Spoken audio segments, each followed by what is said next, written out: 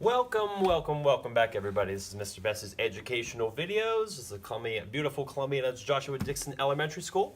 I'm glad to see you're back again. The last video I had to do with word problems using the MAP method. Our kids have also used the word problems using the CUBED method, C-U-B-E-D. Each letter stands for something that you do within a word problem to help you understand what's happening, how you need to solve it, and how you can get the correct answer. Okay, so each one, we're going to go through this word problem we have right here, and we're going to go read it first, and we're going to figure out what each one of these means so we can actually start reading it. So, Mary brought 14 dolls to the party. Joan had 8 dolls. They are all best friends.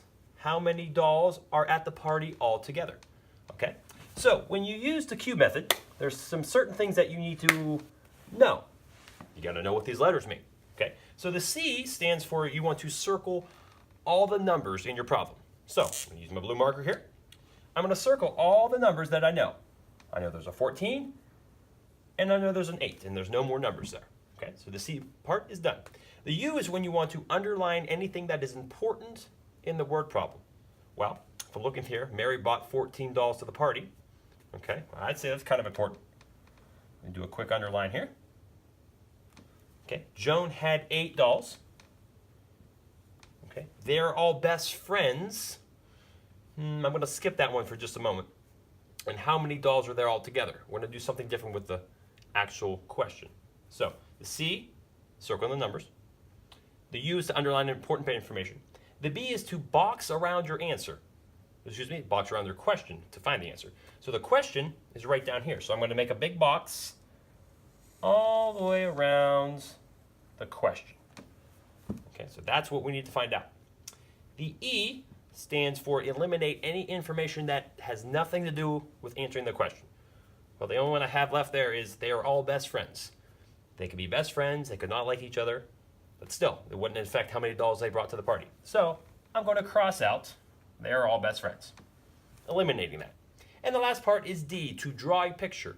Draw a picture or do a model of how you're going to actually solve this problem. That's kind of based off of what we have in the numbers and in the question. So if you look at the question, how many dolls are there all together? Big key word here is all together. Kind of a clue word. We've been doing clue words in our class. Figuring out all together means we're going to have the operation of adding things together, all together. So if I'm going to solve this using the CUBED method, I take my 14. Okay, I'm going to add, since I'm doing addition, my 8. Okay, and do my just normal math from there. I don't have to jump to any other models because I think our kids are pretty proficient at doing the vertical math. So 4 plus 8 is 12. Carry the 1. 1 plus 1 is 2. And we should have how many dolls did they have all together at the party? They had 22 dolls. If you want to label, you can also label and put dolls. Okay, so I hope that method helped out for you. The CUBED method is another good method to use.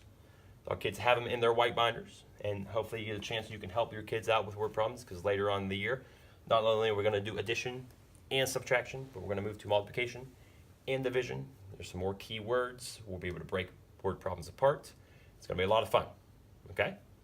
Good luck, good math. Any questions, let me know. Go Clips.